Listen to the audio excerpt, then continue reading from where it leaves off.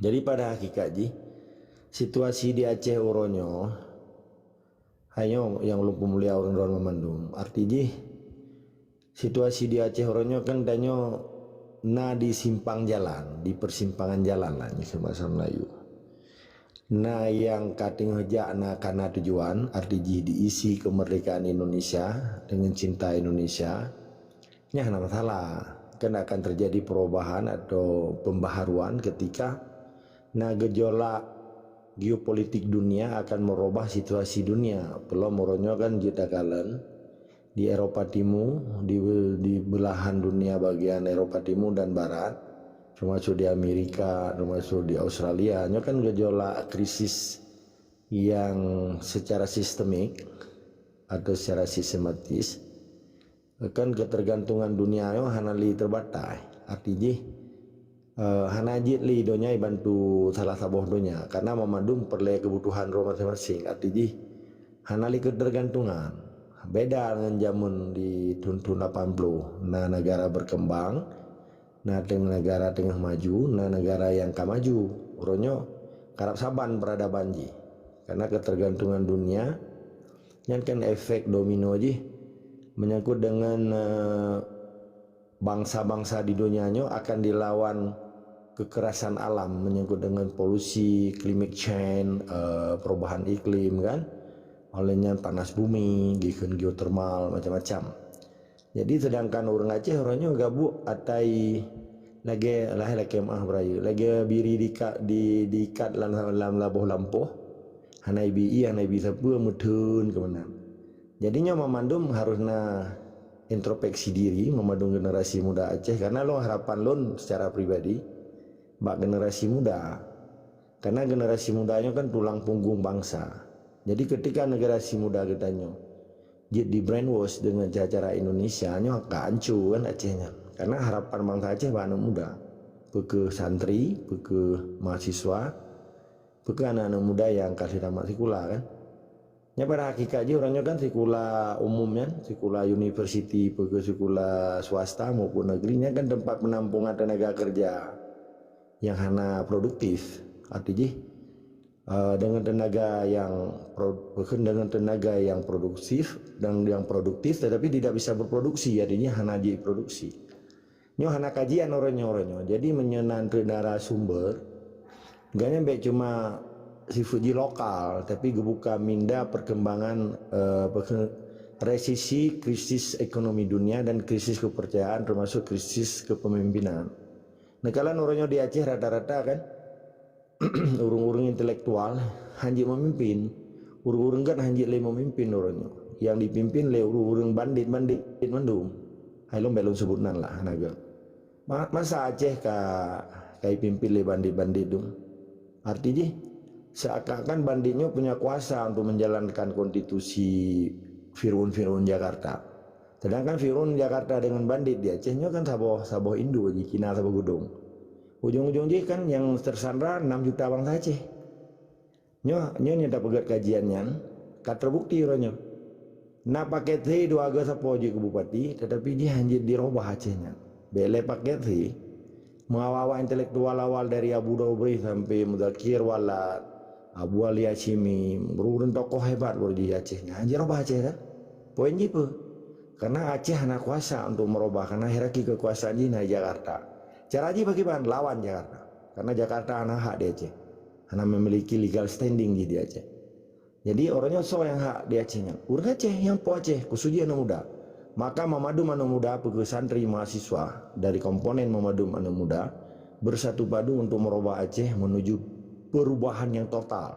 Bukan perubahan di dalam konteks Indonesia, tapi perubahan di luar Indonesia. Berarti bendera Indonesia harus berderen, tentara tipa hirup dubiar, rupiah aja tipa luar. Meneneleh tetap semangat dan istiqamah. Assalamualaikum warahmatullahi wabarakatuh. Waalaikumsalam. Ya cocokan Tengku Agam. Jadi mungkin dah pilih sih. Jadi nak pertanyaan macam Tengku Agam. Kira-kira kita upayakan kan narasumber memang urang yang dua hal benar lah ada yang perempuan yang berkaitan dengan sejarah politik Aceh. Yang kedua mungkin hana urangnya jika go tak hadirkan urang yang kaitan dengan kebijakan publik yang di Aceh, khusus masyarakat Aceh. Nah, jadi lunda yang mbak nengku agam, drone kira-kira dengan mandum-mandum narasumbernya siap berkonfrontasi nyata kan? Silakan nengku agam. God, alhamdulillah jeroh ilung bele tingkat narasumber awak Aceh mengen Presiden Prabowo menyenaso pai ilung je debat nganji. Kan sombong kan long kena sombong. Nah Donald Trump je, tak masalah. Pulau muruh dengan Aceh yang berorientasi NKRI yang kan ubud hai ke lo.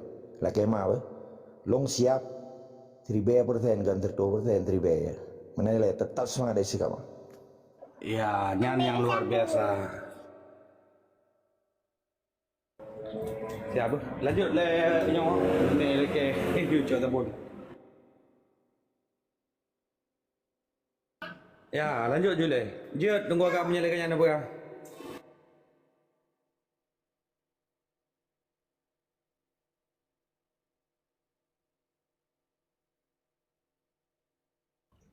Buka kami tungkunya Garuda. Menyekaya tu nyampai na buka kami baik na tempe. Untuk duduk lah, untuk duduk kan, nyan harus nak punya lagi undang perkara yang benda benar duduk berarti. Memang lagi hadirkan untuk host. Ya. Kemenang guru kau. Duduk yang mulia berarti menghadirkan orang dari konteks politik Aceh berarti mesti yang elit-elit politik Aceh lah dalam penguasaan kan. Yang judul tetap pegang konteks di luar konstitusi ataupun di dalam konstitusi Indonesia ya. Ataupun tetap berbicara ke ranah untuk free Aceh berarti nah. Yang kiban yang berada itu. Mbak Lon tunggu boy. Yang mulia.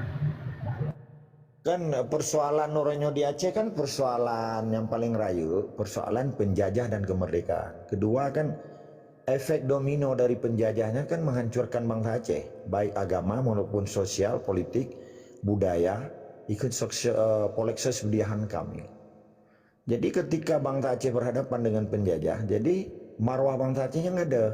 Jadi waktu ada diskusinya baik cuma Aceh, tapi tanya harus berhadapan dengan penjajah. Nah, jadi nyana ante-ante penjajah orangnya mulai gubernur sampai ke Cina berlesi tak buka mindaji. Karena destination awaknya hanya sebatas Beglitung Jawa. Nah, jadi lain hana. Jadi tanya minta pegah sejarah Aceh tapi kata ki uleh di situ. Supu sejarah Aceh kan. Kibla perle kan, tiga profesor doktor, rektor Unsiah, rektor Unima, rektor TU, rektor Malikus Saleh. Dia long diskusi, long siap, long hadapi awaknya. Kutanya pernah oriented awaknya sehingga menjahanamkan cara semiki Aceh dalam konteks Indonesia. Pernah orientasi. 70 sekurang kan gaji kata evaluasi kan. Pernah untung rugoji. Nah, yang kedua menyangkut dengan cara-cara semiki tungku didayah ataupun tungku Pancasila. Kan dia jadi pernah kontribusi terhadap orientasi bunuh. Bukan hanya sekedar jabu. Tapi ujung-ujung dia semua tong Jawa. Sedangkan orang Aceh mentempaneng aja, je kelamin aja. Oleh ibu belau darah hodro Malaya. Jadi baik kesan noronya lagi beri kau lihat saya. Ikat lah mabau. Iplungan dia tepukan dia makin ditari makin darah kan. Mana dia ada boy. Tetap ada diskusi masalah menyangkut dengan hak bangsa Aceh antara hak dan batil. Tetap semangat dan istiqamah.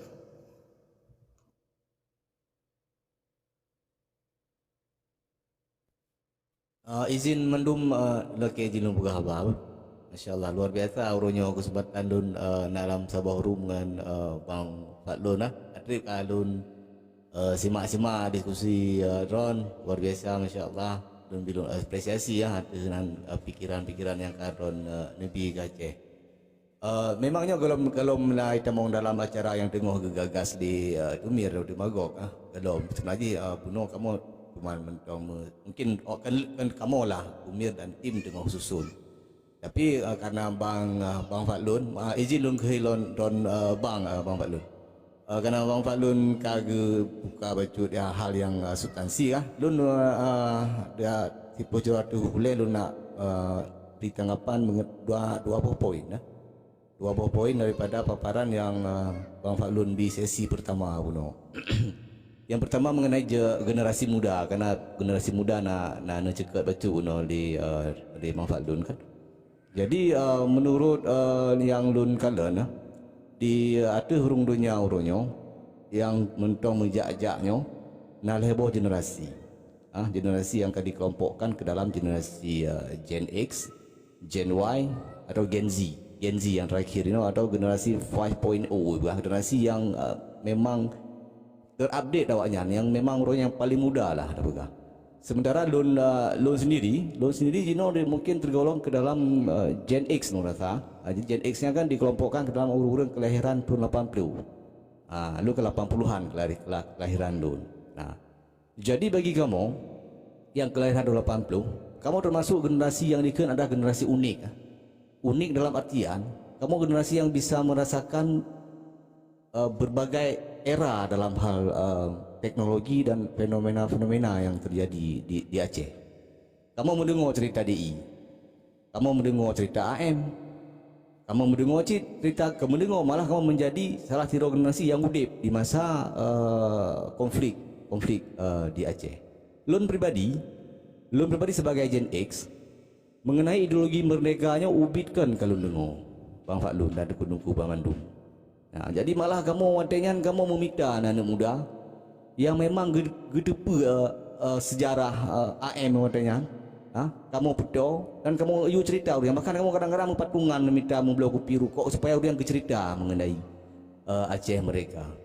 Jadi artinya menurut lun artinya bagi Gen X atau generasi 80-an tidak perlu diragukan lagi lu rasa mengenai ideologi mereka. Artinya DNA merdeka ini kamu mengalir dalam darah kamu. Memang kana barangnya, memang kana dalam darah kamu. Bagi Gen X ya, Gen X artinya kelahiran 80-an yang mungkin orang kan berumur sekitar 45-an kebenan. Sabo. Kemudian yang kedua, Gen Y. Gen Y-nya ada yang disebut dengan anak-anak milenial. Nah, milenial kelahiran 2000. Nah, bagi generasi yang Gen Y-nya, kelahiran anak milenialnya, awaknya jepa mengenai merdekanya. Artinya serapan informasi lah dah pegang, serapan informasi mengenai Aceh merdeka, pergerakan GAM, awaknya mentong najinan. Tetapi apakah itu mendarah daging lagi Gen X lagi kamu yang kelahiran 80-nya dan lu agak lu ragukan. Yang kedua. Kemudian yang terakhir Gen Z atau generasi 5.0, generasi yang umurnya memang awaknya udip di puncak digitalisasi. Segala macam kecanggihan teknologi awaknya rasa. Kan lagi kamu yang mulai dari wartel pun, kemudian BlackBerry, baruna Android, baruna HP GSM atau masa untuk menghai kartu dengan handphone, ada rasa awaknya. Begitu awak generasi Z menanahi langsung dalam berbagai macam fasilitas sehingga awak hana masa lu rasa hana masa untuk diserap informasi lagi. Nah, apakah di dalam DNA mereka ada nya Allah Alam untuk Gen Z yang orangnya. Nah, takalan fenomena di TikTok betul ada pegah di TikTok untung.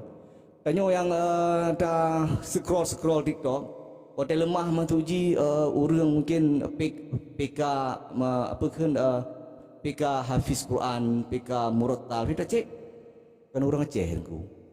Sebaliknya dia dapat scroll TikTok kan, scroll TikTok ada kalian anak muda menji DJ ni aneh-aneh. Cek rumah orang Aceh, kalau orang anak-anak ni. Nah, itu kan menjadi PR bagi bukan PR, artinya itu menjadi sabuah bahan yang mungkin sebagai pemikiran kita yang wajib lah. Karena mereka akan katakanlah besok Aceh ini merdeka, mereka akan menjadi rakyat.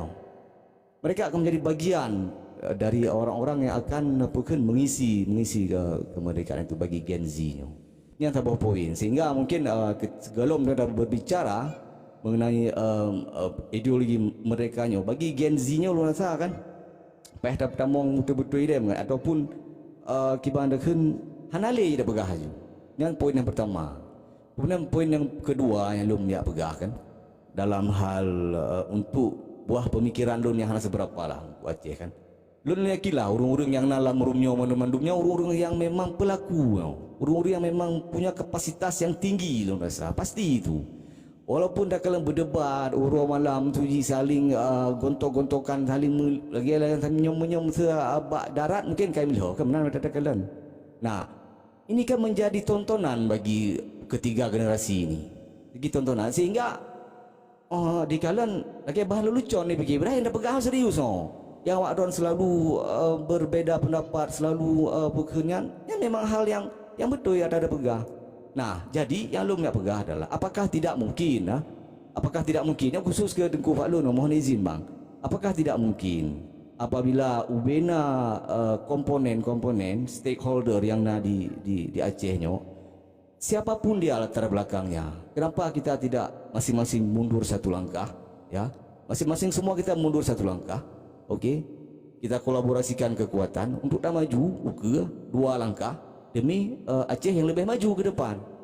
Lu rasa enak mendong yang Jit lu tanggapi atau mungkin pertanyaan mungkin Burgu Falun nak ditanggapi silakan. Lebih kurang lagi maaf.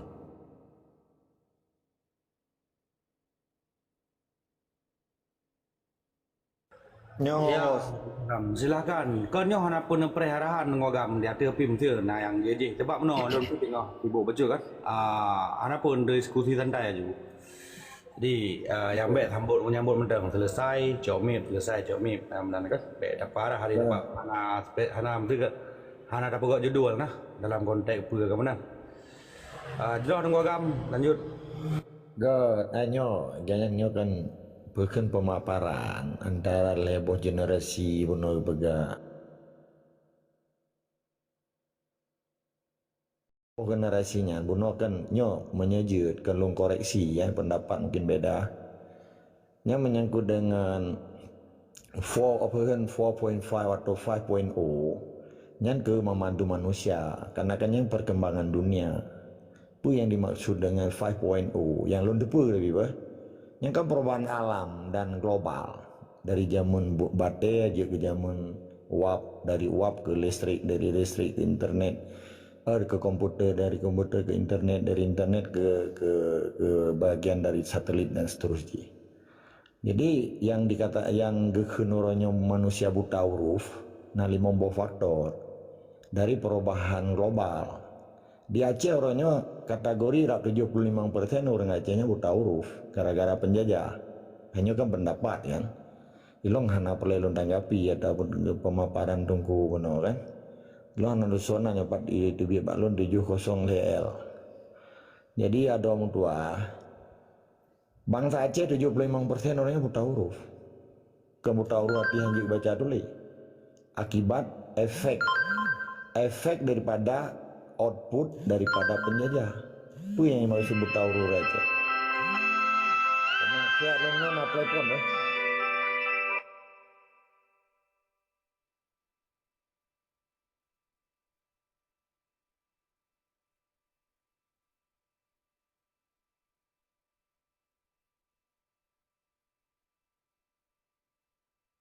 Tu lagi izin lah ibu.